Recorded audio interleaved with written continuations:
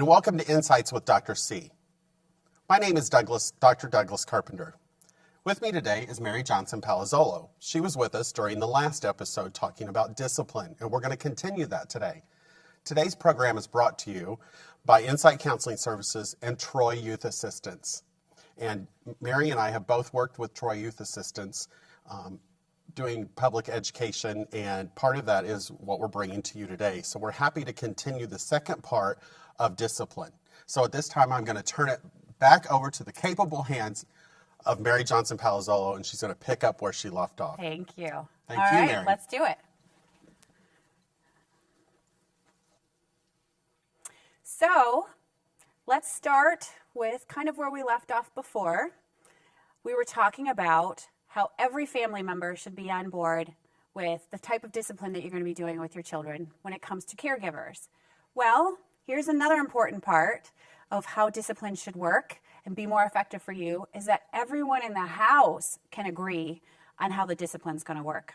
I'm a huge fan of house rules, and I'm even a bigger fan of having every single member of the family involved as much as is age appropriate.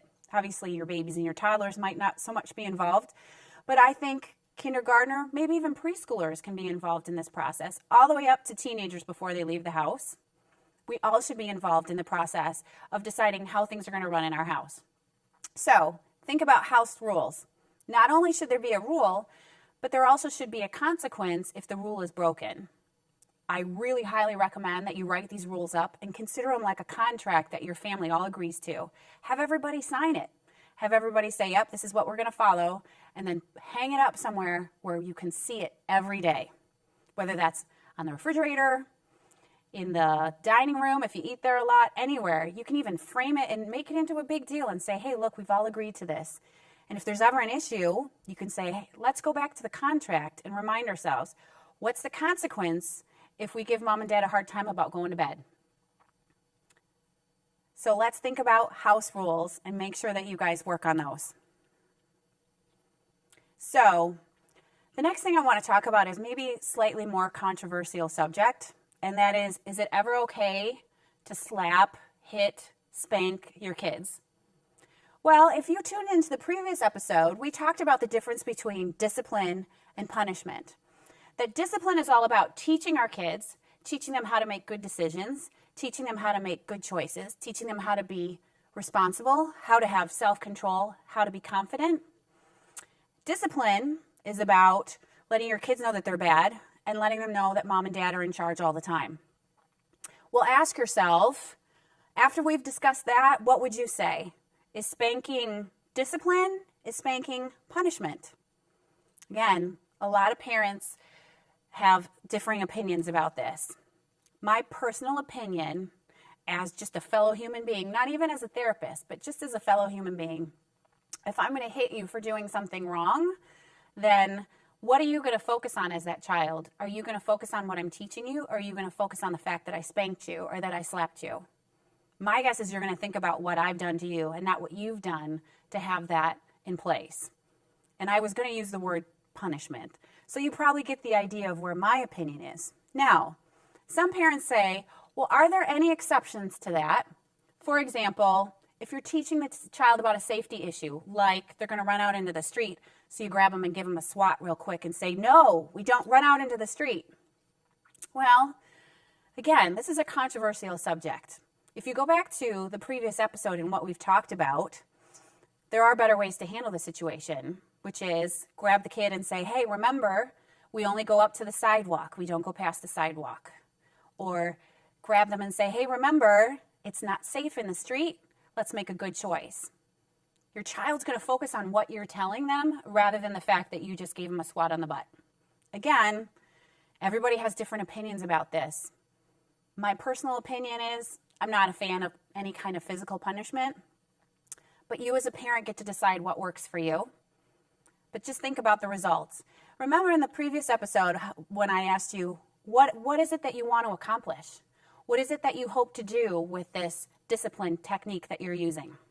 And think about, will this be effective in getting the result that I want? The next thing I want to talk about, I want to apply the strategies that we've talked about to some difficult situations. But first, I want to talk more about specific discipline strategies. First, let's talk about how do we use timeouts. Timeouts work wonderfully. Timeouts are about, you need a break from this, so I want you to sit and think for a minute.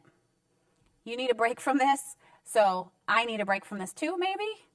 And usually the rule is timeouts last as long as the kid is old. So if you have a 2-year-old, 2 minutes. If you have a 5-year-old, 5 minutes. I will say timeouts aren't very effective for older kids. So think about at what age you want to cut that off. But timeouts can be highly effective. Always keep that timeout spot in the same spot so the child always knows where they're going to go, and be consistent. If they get a timeout for a certain behavior, they should always get a timeout for that behavior. It's also important to follow up with them and say after the fact, come here and talk to me, and remember from the previous episode, get down on their level, put an arm around them, and say, okay, so why did you get that timeout? Have your child talk it through, and then say, okay, next time, how can we handle this differently? If they're not sure, talk them through that. And then what I really like is a hug and a kiss and an I love you. And sometimes the I'm sorry can be a big part of that too. It can be hard to get kids to apologize. But if you encourage them and say, I'd like to hear that you're sorry, and they say, I'm sorry, don't be upset at that. Pick your battles. Just take it for what it is and say, okay, and then let them run off and go play. Again, timeouts can be really effective, but you have to be consistent. Another strategy, withholding privileges. Now, some parents say, Mary, how is that different than punishment? Well, it's all in the delivery. If your child comes home from school and says, I got in trouble for whatever the thing may be, you could say, how could you do that to me? You know better. You should be making better choices. So now you can't go outside and play with your friends after school today. Kind of feels like punishment to me. A different approach would be, wow, sounds like you had a rough day at school. Sounds like next time maybe you should make some different choices. Do you want to talk about that? Or should we talk about it another time? And by the way, since that happened at school, I think playing with your friends now, I don't think that's going to happen today. Tomorrow's a new day, though. Tomorrow's a new opportunity for you to make good choices and to get to play with your friends. Much different approach. See the difference in discipline versus punishment. Discipline is I'm going to teach my child. Discipline is I'm going to help them learn to make good choices. Discipline is I want my kid to know that I care about them and I think they're great. I'm just not crazy about what they've done. Another strategy that can be highly effective is natural consequences. A lot of parents tell me, you know what, Mary, I like the idea of natural consequences, but how often does that work? It's not going to work every time, but there are times when it works really, really well. Let's say you've got a kid who doesn't want to eat his dinner. How do you handle that? Well, a natural consequence would be, well, I see that you're not finishing your dinner. Just so you know, the next meal is breakfast. So if you get hungry tonight, there won't be any snacks and there won't be anything else to eat. So we'll see you in the morning for breakfast. I hope you don't get too hungry. What message are you sending your child? Well, not eating is probably not the best choice for you, but maybe you'll learn from this. And remember, you have to follow through, which means when they come to you and say, Mom, and I'm so hungry and I won't be able to sleep if I'm hungry. Does it sound like I've heard that before? Because I have. What you say is, gosh, I'm so sorry. That must be hard. I'll tell you what, why don't you go have a little drink of water? That might help your belly a little bit. And then, hey, you're going to be all ready for breakfast tomorrow. What do you think you might want to have? Instead of, well, you didn't eat your dinner, so that's what happens. You're going to be hungry and you're going to bed hungry. Okay, that second message was all about how I think my kid's bad for not eating their dinner. The first message is, hey, next time, make a different choice. Natural consequences, again, like I said, doesn't always work. Another good natural consequence might be, my kid doesn't want to wear their coat. So you say to them, okay, it's kind of cold outside, so it's up to you if you don't want to bring your coat. It might be cold. Do you hear what I'm saying? It might be cold. So if you go out and your kid says, Mom, I'm freezing. Oh, gosh, next time I hope you remember to bring your coat. So think about it this way. They've learned a lesson about the choice that they've made, but also they've done it in a way where they can test boundaries and you're there to support them. And one thing I will say is, if it's 30 degrees outside and your kid doesn't want to wear their coat, maybe that's a tougher natural consequence for them to go through. Maybe it might be, well, do you want to wear your coat or do you want to carry your coat? So if they have the coat with them, then they can make the choice that, hey, you know what, maybe I should put my coat on because it's 30 degrees outside. So again, natural consequences can have some limits to them too, and you as a parent can decide how that's going to work. If natural consequences don't fit, then there's logical consequences that parents can come up with. So if there's a problem behavior, you as a parent can decide, well, what's the consequence for that? If you decide at school that you're going to have a fight with your friend, let's say they come home and say, I had a fight with so-and-so and I got in trouble and all this stuff happened. Well, a logical consequence could say, well, I guess this week the play date we have planned, let's put that on pause. And the next time I see or hear that you're making good choices with your friend, then we can schedule another play date. That's a pretty logical consequence. If you're not going to show your friends respect, then you don't get to have extra time with them. But as soon as you're willing and able to show respect to your friends, you can have a play date, and won't that be great? A very logical consequence that you as a parent can come up with. Another strategy is the reward system. This works really well for younger kids. Say you'll have a hard time with the same behavior happening again and again, or maybe not happening again and again. Sticker charts work great, something the kid can really look at and visually see. I'm a big fan of like a poster or something that you can hang up in their room or you can put on the calendar where they can earn things for good behavior. So let's say if every day your child gets out of bed and makes their bed, they get a little check mark for making their bed. If they eat their breakfast with no complaints, they get a check mark for that. You can decide what behaviors that need to be focused on in this reward system. Don't make it too complicated though. Don't make it where a kid has to jump through a lot of hoops to get the reward. Because if that happens, they're probably going to give up because they're going to feel like the reward is taking too long, so I'm not going to try. So keep that in mind. Think about what the reward's going to be too. Think about what you're willing to give. Now, personally, I think if your child engages in good behavior for a week, I don't think Chuck E. Cheese is the best reward because to me, Chuck E. Cheese is like a good behavior for a month kind of a thing. So keep that in mind. Keep it reasonable. I like rewards like, hey, you get to go to the dollar store and pick out an item. Or, hey, you get to have 15 minutes extra time with the TV. Or, hey, you get to stay up 5 minutes later because you made such good choices this week. They can be little things, but to a kid, it can be a big thing. And again, talking about what we talked about previously in the last episode, keep it age appropriate too. Make sure that the rewards fit what your child is able to do. And make sure that what you're expecting them is something they're able to do. Don't put it out there to be unachievable because your kid's not going to try. Another thing that I'm a fan of is if, then. Some of you may have heard me already in the last episode use that a lot, a few times at least. I use it a lot in my home. It's kind of that setting up, what kind of behavior am I looking for? If I see that behavior, then this is going to happen. Good thing. Or what behavior do I not want to see, and then this will happen. For example, if you choose to make a lot of noise while we're in church today, then I don't think we're going to be able to go and play with your friend later today. Let's say you have a play date or something set up. And that could be one example. Or it could be, if I see that you're really quiet in church today, then we'll go play in the park afterwards. Something to really encourage them to make good choices. So think about how if and then can work. Again, it can be, if you decide to show me that you can make good choices by having no problems in school this week, then we'll go out, just you and me, and have a special date together. We'll go get some frozen yogurt. Think about what's going to motivate your child. My son is a huge fan of those frozen yogurt places where you can get your own yogurt and put your own toppings on it. And let me tell you, I use that to my advantage a lot. It gets rewarded when he's doing things right. And when he's not making such great choices, it doesn't get rewarded. It's kind of like that privilege that I take away. Do you see also how a lot of these strategies can intermingle? You don't have to pick just one. You can kind of do what you need to do that seems appropriate in the moment. Let me tell you, there are so many different books, TV shows, specialists all about parenting skills.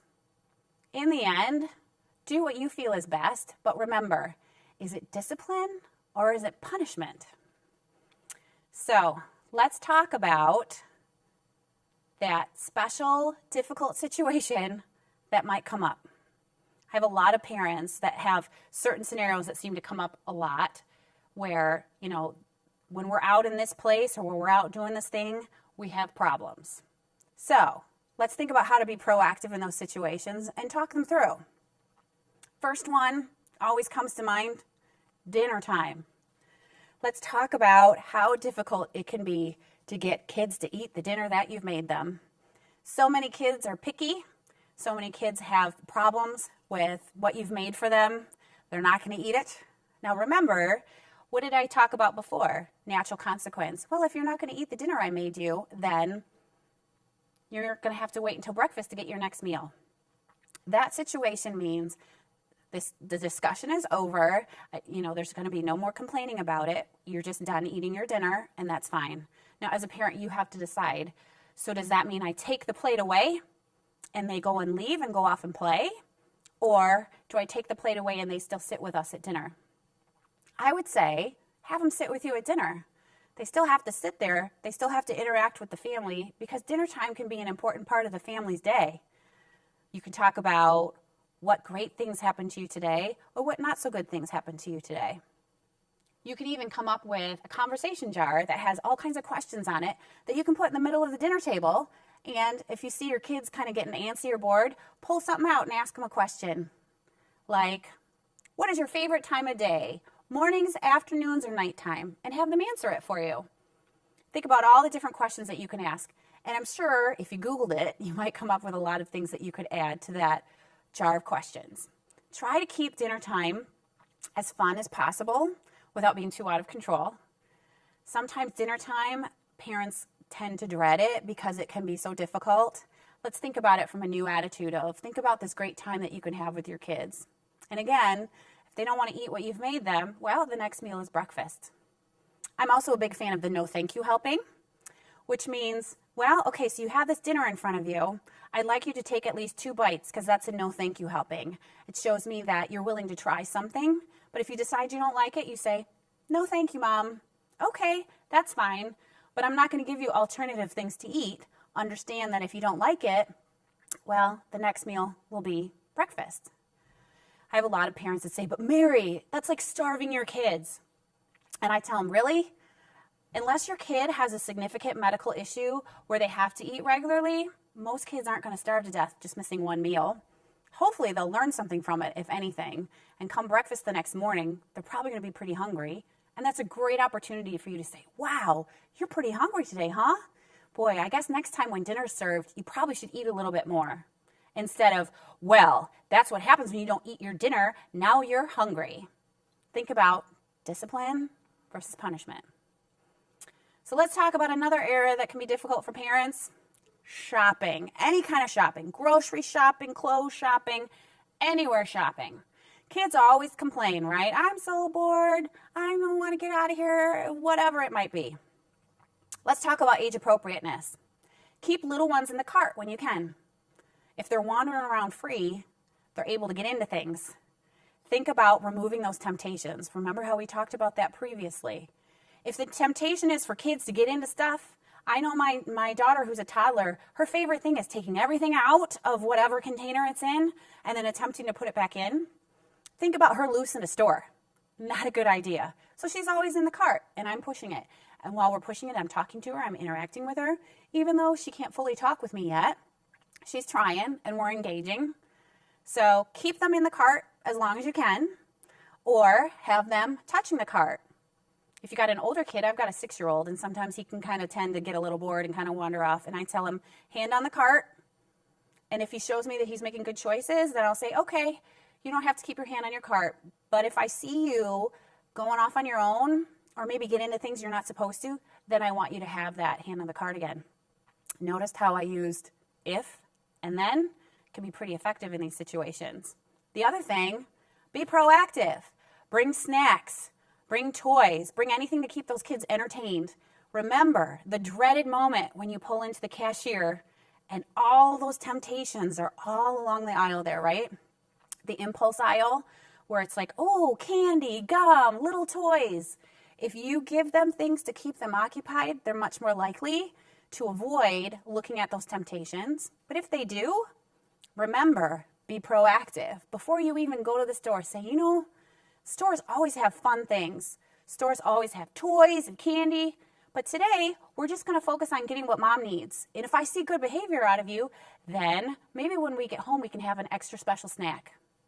I've already planted the idea that if they get involved in the things in the impulse aisle, there's going to be maybe a consequence. But if they make a good choice, there can be a positive consequence with a fun snack when they get home. Again, be proactive. Think ahead and let your kids know what you expect from them. Another situation that can be difficult, eating out at a restaurant. Let's be proactive again. Don't expect your kids to wait patiently to eat in a restaurant that has a long wait time. Stick to restaurants that are more family friendly. Stick to restaurants that have a wait time that's 5-10 minutes or less, or maybe avoid the ones that have a wait time altogether. Maybe sometimes you can do a call ahead seating, or you can get a reservation. The other thing is, again, keep those kids busy. Once you're at the table, bring games, bring puzzles, bring books. Maybe even bring a little version of the jar of questions to keep everybody busy. Talk about your day. Talk about what you've liked. Talk about what you didn't like. I'm also a big fan of having, if they're old enough, having your kids order their own food. This is a good way to build good self-esteem and confidence in them. And you tell them ahead of time, okay, when it's time to order, the server's going to come and I want you to look her right in the eye and give her a great big smile and tell her what you like for dinner. And when they do it, encourage them, because you know what? For a kid, that can be pretty nerve-wracking. They can get pretty nervous about it. So when they do it, praise them like crazy and tell them how proud you are. That can help your kids to associate being out in a restaurant with a positive situation instead of this is going to be so boring, my parents are going to yell, it's going to be awful. Let's think about how we can be proactive. And if you do have a kid that's having a hard time sitting still, well, maybe you need to get up with them and walk around the restaurant a little bit. Or maybe if they're throwing a tantrum and having a hard time, maybe they need to go out to the car with you for a minute, just to calm down, have some time. Think about it from the child's point of view. I don't know about you, but I get frustrated waiting for food at restaurants, and I'm a grown adult. There are times where if I was a kid, I would have so had a temper tantrum. But I got to pull it together because I'm a grown-up, right? Well, maybe your kid is having a hard time pulling it together. Give them a break. Take them out to the car. Say, you know what? I know it's rough. I know it's hard waiting for things. Sometimes in life, the best things can be worth waiting for. So, are you ready to go back in? Make sure they're ready to go back in, and there you go. So, another really difficult time, bedtime. Let's talk about the if-then. So, if you give me a hard time about going to bed, then maybe tomorrow you'll have to go to bed a little earlier. That can work. Or also, if I see you go to bed with a really positive attitude and a nice big smile on your face, then maybe tomorrow you can go to bed a little bit later because it shows me that you can handle it. You're setting up your kids to make good choices. You know what? Sometimes kids just don't want to go to bed, and they always have some reason why they got to get out of bed.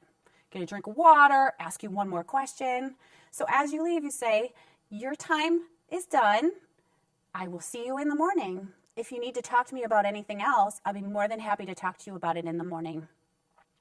If you get out of your bed, then maybe tomorrow you'll have to go to bed a little bit earlier. So you're letting them know what you expect, and you're letting them know that there will be a consequence if they decide not to follow what you've expected of them. How about another problem? Traveling in the car. Again, be proactive. If it's a really long car ride, you know what? A DVD player is okay. Or how about a playlist that you let your child create so they listen to the music that they want to listen to? Or how about playing a game of I Spy?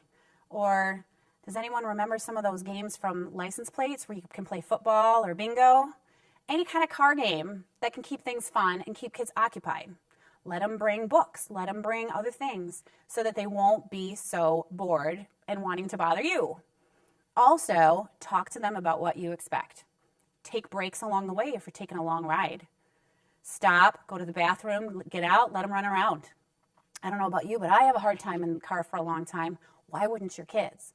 Be proactive, think about the problems that could happen, and be ahead of that problem.